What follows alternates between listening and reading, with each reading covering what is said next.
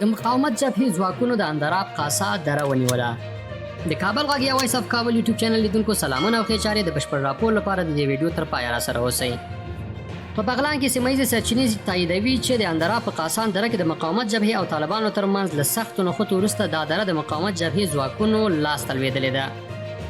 د مقاومت جبهې ویان صبغت الله احمدي نن جمعه د وري پر 19مه اشتسو ورځپاڼې ته وویل چې د جمعې د ماښام تر 6 بجو د اندراب په دربند، کاسه تراش او کاسا دره کې د مقاومت جبهې او طالبانو ترمنځ سختې نښتې شوې دي. د احمدي په وینا په دربند، کاسه تراش سیمه کې د مقاومت جبهې کلک سنگرونه شته، طالبان کلابند شوي دي او په دغه نښتو کې 10 طالبان وژل شوي او تر 10 زیات ټپیان دي. هغه زیاته کړه چې طالبانو د تلفاتو په زغمولو سره قاسان دره او دربند، کاسه تراش سیمې پریخي او دا سیمې اوس د مقاومت جبهې ځواکونو په واک کې دي. هڅه مو وکړه د قاسان درې د سقوط په اړه په بغلان کې د طالبانو د سیمه ییزو مسؤلانو نظر واخلو، خو له پراخو هڅو سره بریالي نشو. ناپېژانده کسانو په کندوز کې د تاجکستان د وارداتي برېښنا ستنه په ماین الوزولې. په کندوز کې سیمه ییزې سرچینې وایي چې ناپېژانده کسانو په دغه ولایت کې د تاجکستان د وارداتي برېښنا ستن د ماین په چاودولو سره ویجاړه کړې ده.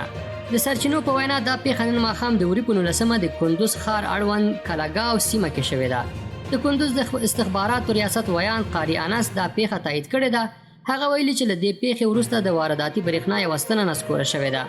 د ویلو ده چې په هېواد د طالبانو له واکمنېدو وروسته هم د وارداتي برېښنا ستنو د ویجاړولو بهیر دوام کړی دی. ګرانو لیدونکو، له دې چې د دې ویډیو تر پایه راسره وئ، مننه کوم. د نورو تازه او کره خبرونو او معلوماتو لپاره د کابل غږ چینل سبسکرایب او خپل نظریات د همدې ویډیو په کومنټ کې له موږ سره شریک کړئ.